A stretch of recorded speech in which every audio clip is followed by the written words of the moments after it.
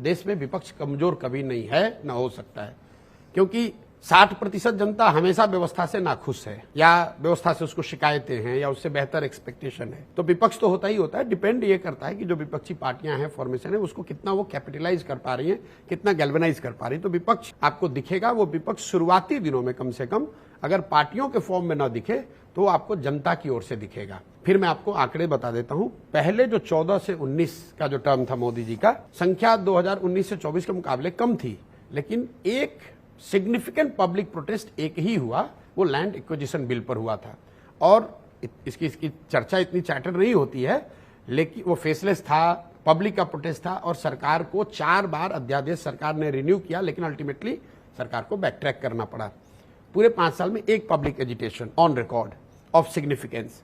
दूसरे टर्म में मोदी जी की ताकत ज्यादा रही है, संख्या ज्यादा रही है, लेकिन 3 बड़े पब्लिक प्रोटेस्ट हुए और तीनों में सरकार को झुकना पड़ा। फार्मर्स प्रोटेस्ट में तीनों लॉ को वापस लेना पड़ा, CA/NRC को 4 साल तक एबेंस में रखा हुआ था, अभी लेकर आए हैं, और SC/ST एक्ट पर भी जो एजिटेशन शुरू हुआ 10 दिन के अंदर सरकार को झुकना पड़ा।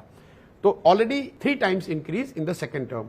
आई see in coming tenure there will be more public protest or dissent of the scale that would be noticed, even if parties do not किस put their तरह act की together. चीजों पे हो सकता है ये protest? मैंने बताया वो तीनों चीज, क्योंकि जो रूरल डिस्ट्रेस है, रूरल वेज, जो स्टैग्नेशन ऑफ रूरल वेज, जो ग्रामीण अर्थव्यवस्था है, कोविड के बाद डिमोनेटाइजेशन, कोविड, GST जिसको कि फॉर्मलाइजेशन ऑफ इकोनॉमी कह रहे हैं, उसका फायदा तो है कि आपका GST बढ़ रहा है, लेकिन जो इनफॉर्मल इकोनॉमी थी उसमें उसका हिट भी हुआ है। और अगर उसको सरकार प्रोएक्टिवली एडिक्वेटली कॉम्पनसेट नहीं करती है तो वो कहीं ना कहीं डिस्ट्रेस बिल्ड हो रहा है। तो पब्लिक प्रोटेस्ट मुझे लग रहा है कि वो इन तीनों मुद्दों में किसी पर या इससे एसोसिएटेड मुद्दों पर, जैसे मान लीजिए बेरोजगारी है, तो जो आरक्षण पर आंदोलन होता है उसको आप बेरोजगारी से लिंक करके देख सकते हैं, क्योंकि लोगों को रोजगार नहीं मिल रहा है तो लोग खाली बैठे हैं। सरकार मारामारी है कि 10 सीट है भाई, मुझे पहले मिले कि आपको मिले। अगर there would have been plenty of jobs, then probably there would be less people less worried about reservation per se.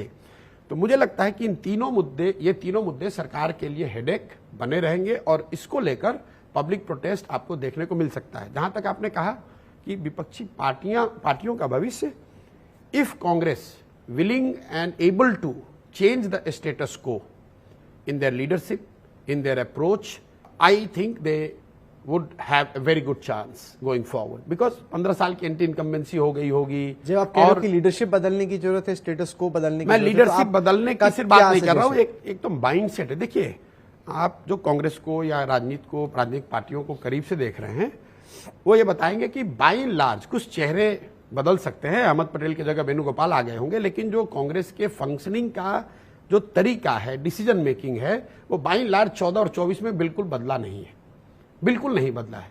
BJP को आप देखिए, उनको 2004 में वो हारे, 9 में हारे, 14 में जो बीजेपी चुनाव लड़ी वो एक नए नेतृत्व में नए तरीके से, भले सही हो गलत हो, लेकिन उन्होंने उसको चेंज किया। आडवाणी जी के नेतृत्व में जब भाजपा हारी तो they didn't continue with it, they change, they destabilize the status quo, they tinkered with it at least to begin with.